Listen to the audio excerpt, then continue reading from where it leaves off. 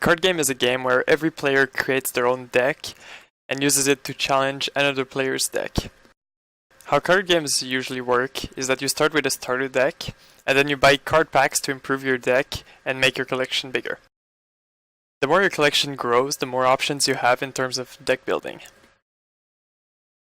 At least that's how traditional paper card games used to work.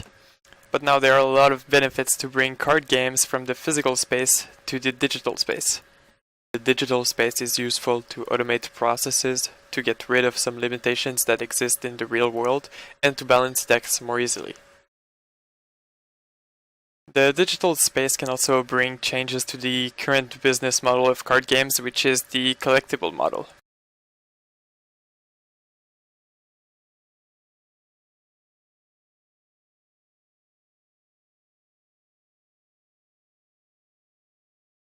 Don't get me wrong, the collectible model of card games has a lot of things going for it. The current model is good to gradually increase the player's knowledge about the game by starting small and getting more cards over time. So instead of having to remember all the cards of the game, the player creates their deck with their cards that they've acquired so far, and they only have to remember those cards. As they play against more decks and open new cards from card packs, they're introduced to more cards, thus learning new cards and improving their knowledge of the game. The current model is also good for the player because finding a card in a pack might be an incentive to try out a deck that they might never have tried out otherwise. The traditional model has the advantage for the developer of selling any item to the players even if they don't want them. This means that the player will buy duplicate cards from packs and cards that do not fit their playstyle because they don't get to choose what they find in their packs. Which gets me to the problems of the current model. If you look at it from the player's perspective, it's an inconvenience since they will have these unwanted cards. One solution to resolve this inconvenience for the players is a recycling system. It's a system to get rid of unwanted cards.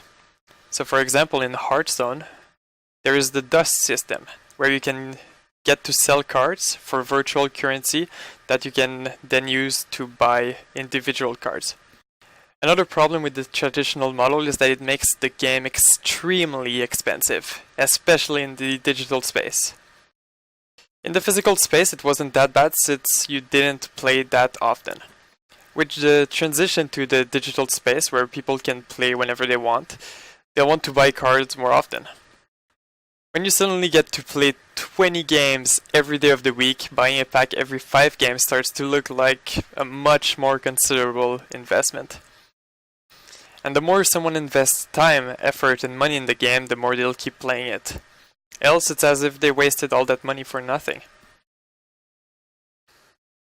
There are a few ways to make card games more affordable for competitive or casual players without getting rid of the collectible aspect of card games. One of them is to let players gain in-game currency by playing, like it's already been done in multiple online card games. This makes it that the game is free to play and that any casual player can have fun for a long time in the game without spending any money.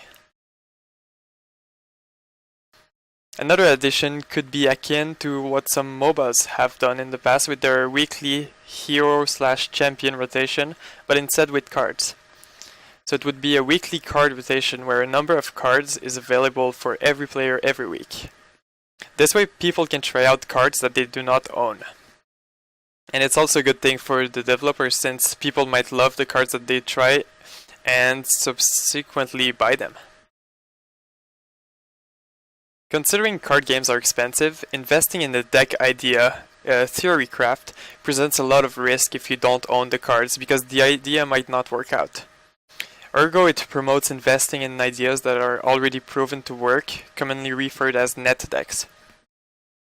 There are a few ways to answer this problem. One of them is deck borrowing, for a player to try out a deck that their friend has. This way, if their friend has the cards for the deck that they want to try out, they can try out the deck by borrowing it. In the same train of thought, I think that to improve the business model, a sandbox mode where people have access to every card could be a great addition, since not everyone has friends that own all of the cards that they want to try out, or even a friend that plays the same game as them. A way to play in any deck against other players or against an AI would go a long way for any player that wants to invest in a deck without being sure if the deck fits their playstyle or if the deck is even viable. In card games, the best cards are usually the most expensive, meaning that being competitive is less about equal chances. As strong as a budget player is, they won't be able to compete against a player of their level that invested more money.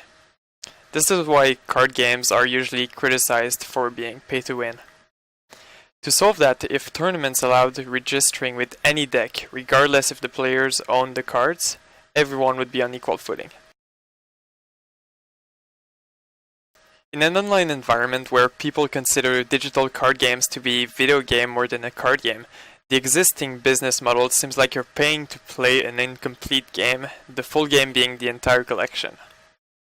Therefore, instead of improving the current system, there are also alternatives that developers could consider where the collectible aspect is removed or lessened. For starters, it could be made that you pay for the game and that with the price of the game you get everything gameplay-wise. To gain money, the developers could still implement microtransactions for cosmetics like Dota 2 did.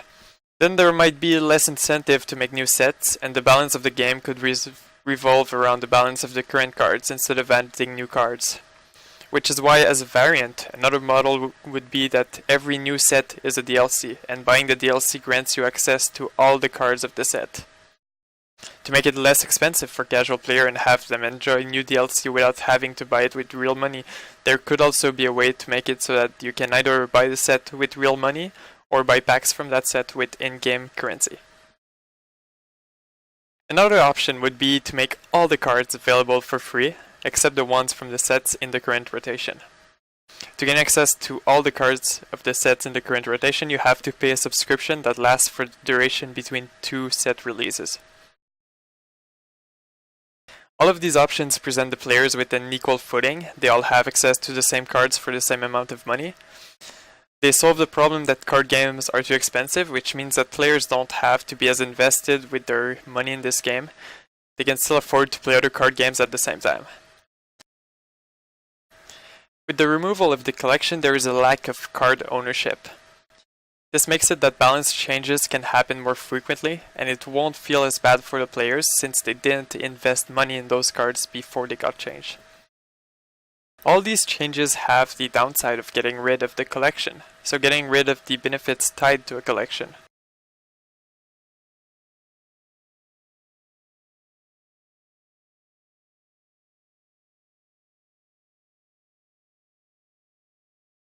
There are still ways to remedy this. For starters, you can still start with a small deck and get more cards after a set number of games until you get the full collection. You would never get any duplicates, so there would be a predetermined number of games to get the full collection. A rotation of cards that can be played or that can't be played can also limit you from playing the best decks all the time, which would promote deck building. This would make it that the game doesn't feel as solved, and it simulates not having the entire collection, except that everyone is equal in that matter. Another way to promote deck building is to give a budget to decks and a cost to cards. The total cost of the cards in the deck cannot exceed the budget that you have for the deck. Developers can assign costs to cards depending on how much the cards are played, and it can be a way to balance decks without balancing individual cards. So let's say that decks contain 50 cards, that the player's budget is 100. They could play 50 cards costing 2 each, 25 cards costing 1 and 25 cards costing 3, or even 49 cards costing 1 and 1 card costing 51. And then if a card ends up seeing too much play, its cost can be increased by a few numbers, and the players would have to consider cutting that card or cutting other cards to make it that their deck still respects the budget.